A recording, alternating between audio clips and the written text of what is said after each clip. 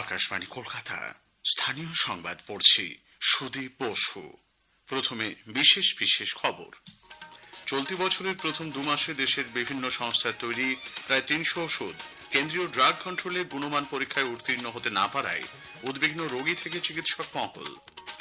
যাদবপুর বিশ্ববিদ্যালয়ে শিক্ষামন্ত্রী হেনস্থা ও পরবর্তী ঘটনা নিয়ে রাজ্য সরকারের রিপোর্ট তলব কলকাতা হাইকোর্টের। মালদার চামাগ্রাম উচ্চ বিদ্যালয়ে আজ উচ্চ মাধ্যমিক পরীক্ষা শুরুর আগে তল্লাশির সময় কয়েকজন পরীক্ষক নিগৃহীত হওয়ার ঘটনায় উচ্চ মাধ্যমিক শিক্ষা সংসদ রিপোর্ট তলব করেছে। মুখ্যমন্ত্রী মমতা ব্যানার্জি এই মাসে লন্ডন সফরে যাচ্ছেন। অক্সফোর্ড বিশ্ববিদ্যালয়ে ভাষণ দেবেন তিনি। আন্তর্জাতিক নারী দিবসের প্রাক্কালে কন্যাশ্রী প্রকল্পের সুবিধা দ্রুত ও নির্ভুলভাবে ছাত্রীদের কাছে পৌঁছে দিতে আধুনিক প্রযুক্তি ব্যবহারের সিদ্ধান্ত রাজ্য সরকারের। এএফসি চ্যালেঞ্জ লিগের কোয়ার্টার ফাইনালের প্রথম পর্বের ম্যাচে ইস্টবেঙ্গল আজ তুর্কমেনিস্তানের এফসি আরকাদাগের মুখোমুখি হয়েছে। আসছি বিস্তারিত সংবাদে। চলতি বছরের প্রথম 2 মাসে দেশের বিভিন্ন সংস্থার তৈরি প্রায় 300 ওষুধ কেন্দ্রীয় ড্রাগ কন্ট্রোলের গুণমান পরীক্ষায় ব্যর্থ হয়েছে। এর মধ্যে রাজ্যের একাধিক সংস্থার ওষুধ রয়েছে। বাজার থেকে এইসব ওষুধের নমুনা নিয়ে পরীক্ষা চালায় কেন্দ্রীয় ওষুধ নিয়ন্ত্রক সংস্থা। পরীক্ষার পর সেগুলিকে not for standard quality drugs ঘোষণা করা হয়েছে। অনুত্তীর্ণ ওষুধের তালিকায় নামী সংস্থার বহুল প্রচলিত ব্র্যান্ডের একাধিক ওষুধ রয়েছে বলে রিপোর্টে প্রকাশ করা হয়েছে। ফলে চিকিৎসক সমাজের পাশাপাশি সাধারণ মানুষের মধ্যেও উদ্বেগ ছড়িয়েছে। একটি প্রতিবেদন। বাজারে জাল ওষুধের রমরমা নিয়ে জল্পনা কল্পনার মধ্যেই সেন্ট্রাল ড্রাগ স্ট্যান্ডার্ড কন্ট্রোল অর্গানাইজেশনের ওষুধ পরীক্ষার সাম্প্রতিক রিপোর্ট নতুন করে উদ্বেগ তৈরি করেছে। বিভিন্ন কারণে ড্রাগ কন্ট্রোলের ছাড়পত্র পায়নি নামি দামি ব্র্যান্ডের একাধিক ঔষধ। এর মধ্যে কাপ সিরাপ, সাধারণ স্যালাইন থেকে শুরু করে পক্সের টিকা, বিভিন্ন অ্যান্টিবায়োটিক ওষুধই রয়েছে। বেশিরভাগ ক্ষেত্রেই দেখা গেছে প্যাকেটের গায়ে ছাপানো দাবি অনুযায়ী ভেতরের ওষুধ মেলেনি। কোনো ট্যাবলেট খাওয়ার পর শরীরে গিয়ে দ্রবীভূত হচ্ছে না। কোনোটায় যে পরিমাণ ওষুধ আছে বলে দাবি করা হচ্ছে তার মাত্রা কম থাকছে। কোনো ওষুধে অপ্রয়োজনীয় দূষিত পদার্থের সন্ধান মিলেছে। এই ওষুধগুলির সম্পর্কে সতর্কতা জারি করেছে কেন্দ্রীয় ড্রাগ কন্ট্রোল। অভিরূপ ভট্টাচার্য, আকাশবাণী সংবাদ, কলকাতা। যাদবপুর বিশ্ববিদ্যালয়ে রাজ্যের শিক্ষামন্ত্রী ব্রাত্য বসুকে হেনস্থার ঘটনায় পুলিশের গোয়েন্দা ব্যর্থতা ছিল বলে পর্যবেক্ষণ কলকাতা হাইকোর্টের। আজ এ সংক্রান্ত মামলার শুনানি নিতে যাদবপুরের ঘটনা নিয়ে রাজ্য সরকারের কাছে রিপোর্ট চেয়েছেন হাইকোর্টের বিচারপতি তীর্থঙ্কর ঘোষ।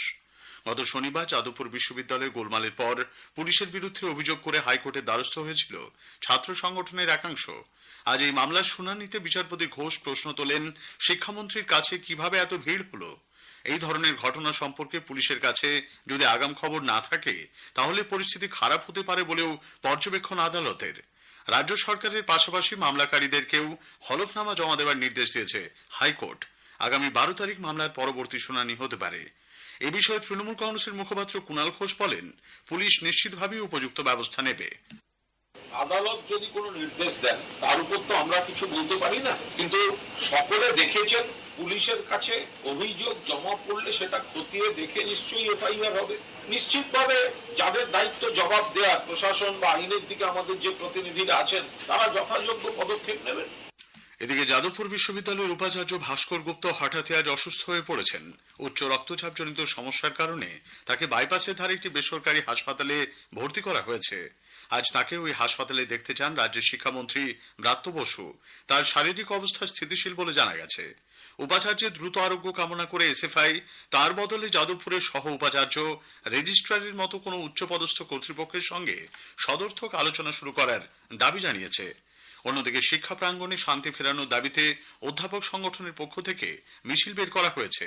একই সঙ্গে ক্যাম্পাসের মধ্যে ধর্নায় বসেছেন পড়ুয়ারা।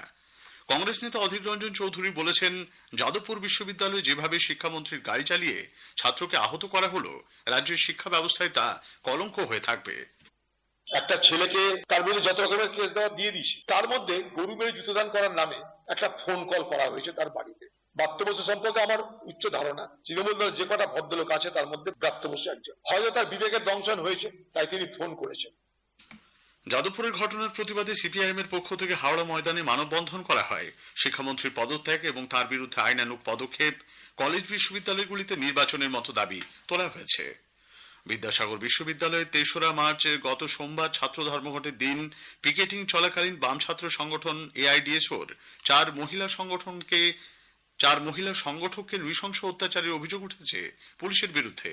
আজ কলকাতায় এক সাংবাদিক বৈঠকে সংগঠনের রাজ্য সভাপতি মণিশঙ্কর পট্টনায়ক এই ঘটনায় মেদিনীপুরের কোতোয়ালি মহিলা থানার ওসি সহ পুলিশ কর্মীদের উপযুক্ত শাস্তির দাবি জানান।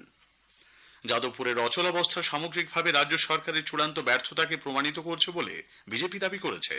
দলের রাজ্য মুখপাত্র শ্রমিক ভট্টাচার্য আজ কলকাতায় বলেন, বিভাজনের রাজনীতি, অতি বাম এবং কিছু ভারত বিরোধী শক্তির সক্রিয়তার কারণে যাদবপুর বিশ্ববিদ্যালয় দীর্ঘদিন ধরে এই অচলাবস্থা তৈরি হয়েছে।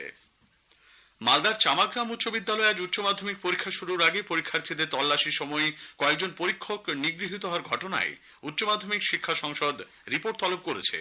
প্রাথমিক রিপোর্টের উপর ভিত্তি করে এ বিষয়ে উপযুক্ত ব্যবস্থা গ্রহণ করা হবে বলে সংসদ সভাপতি চিরঞ্জীব ভট্টাচার্য জানিয়েছেন। যেটা শুনেছি 4 জন অথবা 6 জন টিচার ইনজিওর্ড হয়েছেন, তার মধ্যে 3 জনের ইনজুরি লেভেলটা একটু বেশি, তো সেই হিসেবে তারা হসপিটালে গিয়েছে। বেসিক্যালি ইনিশিয়ালি ঢোকার সময় যে চেকিং করা হয়, ওই চেকিংয়ের সময় এই সমস্যাটা হয়েছে। স্টুডেন্টরা তো ভায়োলেন্ট হয়ে গিয়েছিল, তারা চেকিং করতে অ্যালাউ করবে না বা ইত্যাদি। এই জাতীয় ঘটনা ভবিষ্যতে যাতে না হয়, তারপরে সবসময় জিরো টলারেন্স পলিসি কিন্তু করে। শিক্ষক শিক্ষাকর্মীদের শারীরিক নিগ্রহের নিন্দা করেছে মাধ্যমিক শিক্ষক ও শিক্ষাকর্মী সমিতি। বীরভূমের দেউচা পাঁচামি কয়লা খনি পরিদর্শনে গিয়ে মানবাধিকার সংগঠন এপিডিআর এর কর্মীরা দুষ্কৃতীদের হেনস্থার শিকার হয়েছেন বলে অভিযোগ উঠেছে। সংগঠনের পক্ষ থেকে বীরভূমের জেলা শাসকের কাছে এই মর্মে লিখিত অভিযোগ দায়ের করা হয়েছে। এদিকে দেউচা পাঁচামিতে খননের কাজ বন্ধ করে আজ বিক্ষোভ দেখান সাগরবাঁধি গ্রামের আদিবাসী মহিলাদের একাংশ। এই প্রকল্প নিয়ে রাজ্য সরকার মিথ্যাচার করছে বলে সিপিআইএম ফের অভিযোগ করেছে। সিপিআইএম এর রাজ্য সম্পাদক মোহাম্মদ সেলিম বলেন, সম্পূর্ণ বেআইনি পদ্ধতিতে দেউচা পাঁচামিতে কাজ চালানো হচ্ছে। স্থানীয় সংবাদ শুনছেন আকাশবাণী কলকাতা কেন্দ্র থেকে। মুখ্যমন্ত্রী মমতা ব্যানার্জি এই মাসের 21 তারিখ লন্ডন সফরে যাচ্ছেন। অক্সফোর্ড বিশ্ববিদ্যালয়ে বক্তব্য রাখা ছাড়াও শিল্প সম্মেলনে অংশ নেবেন তিনি। পশ্চিমবঙ্গ শিল্পোন্নয়ন নিগম ফিকি এবং ইউকে ইন্ডিয়া বিজনেস কাউন্সিলের সঙ্গে মিলিত উদ্যোগে এই সম্মেলনের আয়োজন করছে। এ রাজ্য থেকে প্রথম সারির শিল্পপতিরাও সেখানে উপস্থিত থাকবেন। 25শে মার্চ সম্মেলনের পর 27 তারিখ অক্সফোর্ড বিশ্ববিদ্যালয়ে মুখ্যমন্ত্রীর বক্তব্য রাখার কথা। 29 তারিখ মুখ্যমন্ত্রী কলকাতায় ফিরবেন। তিস্তা ও গঙ্গার জলবন্টন চুক্তি নিয়ে ত্রিপাক্ষিক বৈঠক কলকাতায় আয়োজিত হবে। রাজ্য সরকারের তরফে জানা গেছে, বাংলাদেশের সরকার পরিবর্তনের পর এই প্রথম জলবন্টন চুক্তি নিয়ে বৈঠক হতে চলেছে। রাজ্যের সেচ সচিব মনীষ জৈন বৈঠকে যোগ দেবেন। কেন্দ্রীয় প্রতিনিধি দল ছাড়াও বাংলাদেশের 11 জনের একটি প্রতিনিধি দল বৈঠকে অংশ নেবে।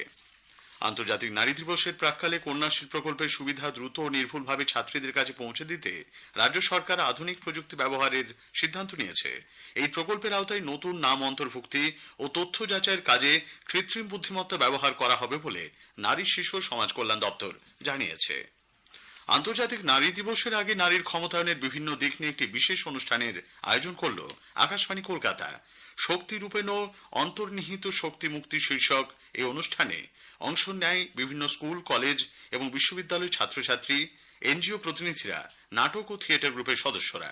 এই উপলক্ষে আয়োজিত এক আলোচনা চক্রে নিজের অধিকার ও মর্যাদা প্রতিষ্ঠা করতে নারীকেই সক্রিয় হতে হবে এবং নিজের আত্মমর্যাদা বোধকে জাগিয়ে তুলতে হবে বলে বক্তারা অভিমত ব্যক্ত করেন। সুদেষ্ণা রায় বলেন, এটা নিজের মনটাকে আগে ঠিক করতে হবে এবং প্রত্যেকটি মেয়ের মধ্যে আত্মসম্মান বোধ দরকার, যে আমি মেয়ে মানে আমি খেলনা নই, আমি অঙ্ক না পারলে আমি আঁকতে পারি, সেলাই করতে পারি, সেটাই আমার শক্তি। অন্যদের সঙ্গে আলোচনায় অংশ নেন পদ্মশ্রী প্রীতিকণা গোস্বামী, অধ্যাপক সবুজ কলি সেন, নৃত্যশিল্পী অলকানন্দা রায়। আলোচনা শেষে প্রশ্নোত্তর প্রতিযোগিতায় অংশ নেন উপস্থিত সকলেই।